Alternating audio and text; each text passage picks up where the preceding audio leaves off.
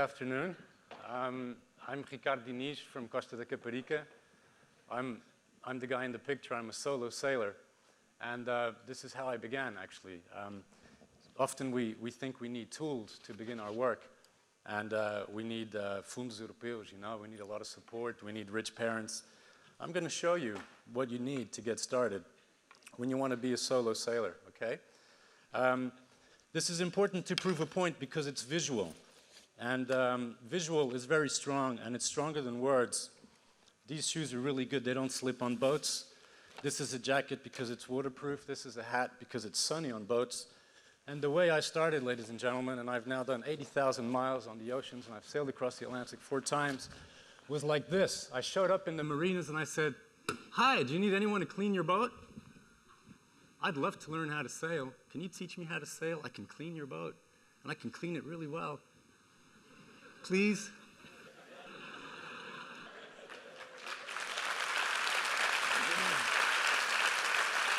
And so,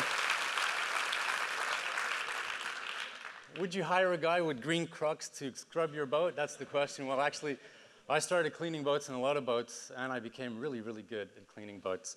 And that was very interesting and a great way to start my career as a sailor. It's really not about the ocean. I don't know if you've read the book by Lance Armstrong. It's not about the bike. But see, I'm good. I wasn't kidding. I'm pretty. But it's about life. It's about connecting. It's about being a part of something and understanding what we're doing here. And I was extremely lucky to go to London when I was really young. My dad's a journalist, and I was just a kid, and I didn't really know what I wanted other than the fact that I loved the ocean. That's all I knew. And so I started finding ways to do more on the ocean, but I looked like that, and I had that as a boat, which isn't a very good start. It's a polystyrene surfboard, and you can't even stand up on it because it sinks, so it wasn't a very good start. But I certainly knew I wanted more. And so I started exploring and reading, and I found out about a lot of sailors and people out there that did a lot of stuff and had sailed around the world alone. And so I thought, that's fine. If they did it, I can do it too. And so I started working towards that, and I started learning as much as possible and reading and exploring. That's the only picture of me with a boat in all of the pictures of my childhood, and I'm not on the boat. I'm like standing in front of the boat. And it's right here, actually. It's a few meters away from where we are today. And I didn't have much in my favor to be a sailor. I don't have any sailing tradition in the family. Boats are expensive things. And so I didn't have much in my favor at all. But I kept going. This is when I sailed across the Atlantic for the first time in 1996. This is swimming in the middle of the Atlantic. It's amazing when you've got 4 kilometers of blue beneath you, and you think about all the little things that could eat you in those 4 kilometers. And so that's a nervous smile that you've got there, actually.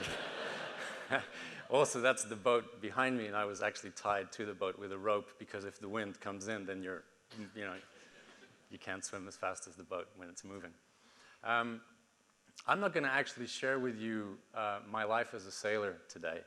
I don't think that's the point.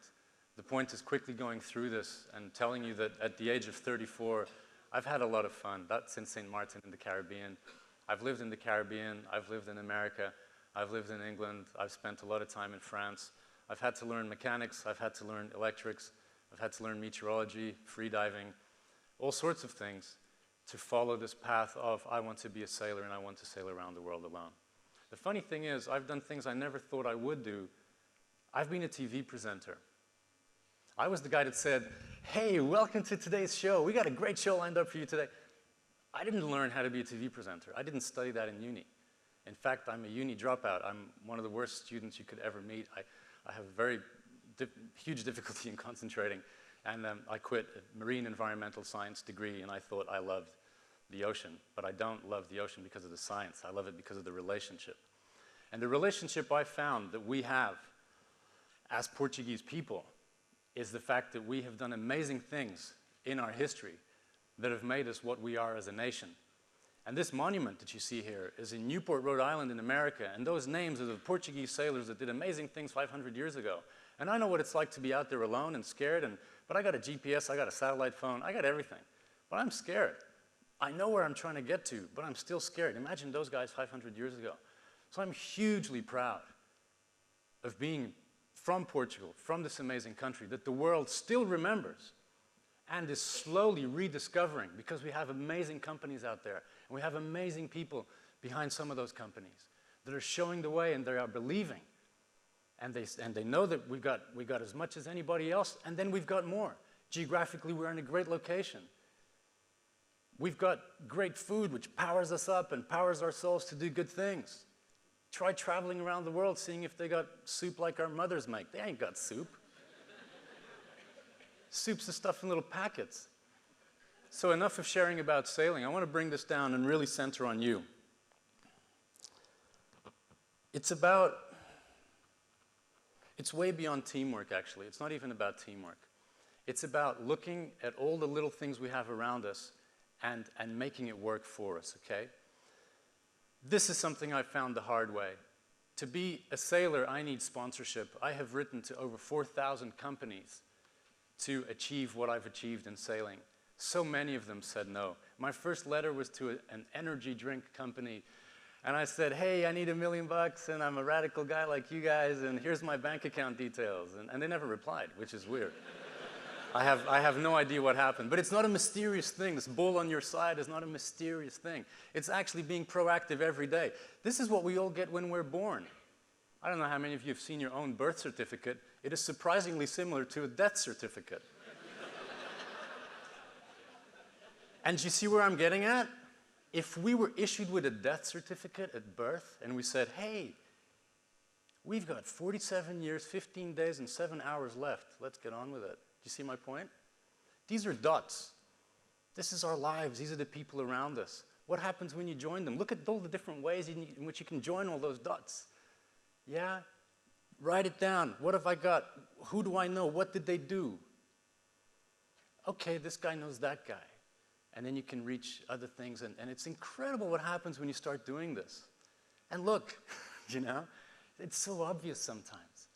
Sometimes you start something and you realize that it was always there looking at you. I'm going to give you a quick example. I work in pictures. I love that presentation of the cartoon guy.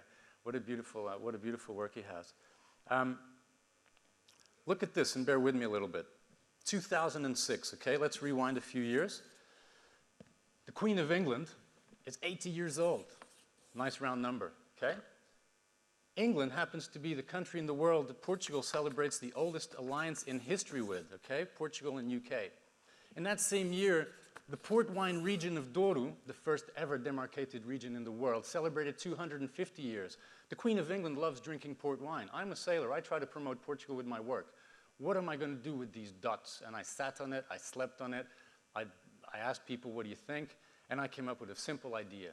Sail to England with a bottle of port wine, 80 years old, and give it to the Queen. And my friends were like,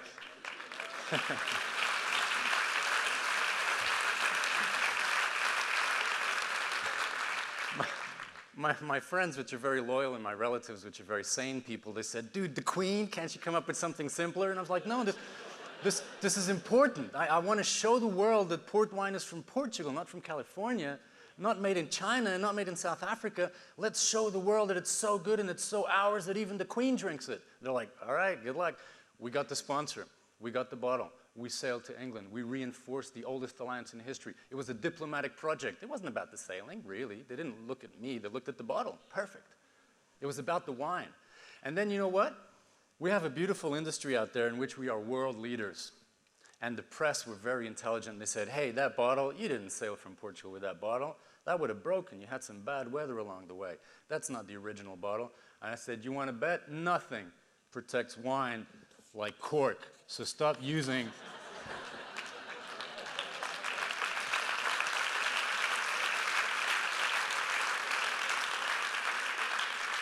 So you guys are the world industry leaders in wine. Stop telling people to use that little rubber thing and the screw top. You need to put wine in your bottles. That's the good wine. And that was the message, and that's what I did. I'm just a guy from Costa de Caparica that started with that.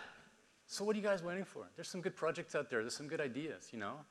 And I hear some wonderful ideas all the time.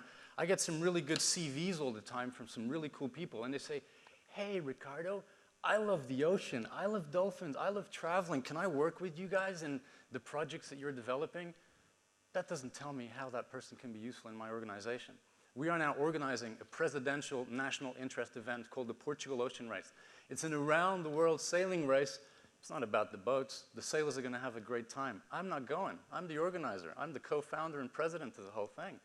It's about providing an opportunity for Portuguese companies to get out there and promote their services to the world, because the world knows us as a country because of the oceans, and we are using that channel as the main channel to promote what we've got. We are going to be building boats, 10 of them, in the next 12 months in a Portuguese city. It took me 3 years to put this together. But it's going to turn over $1 million and provide jobs. Way to go. I'm happy about that one. A summary, you can read it yourselves, but this is what I have learned as a solo sailor. It's quite funny, actually, because a lot of this is to do with people. And as a sailor on my own on the ocean, you got time to think and time to flow. And that's one of the things I definitely wish to all of you, is that you give yourselves and your families time and switch off the fucking TV. Honestly, it's too much TV. It's too much bad news. Please. It's obsessive. Everyone is in panic mode, and you need to stop it. You need to stop it now. It's not that bad, okay?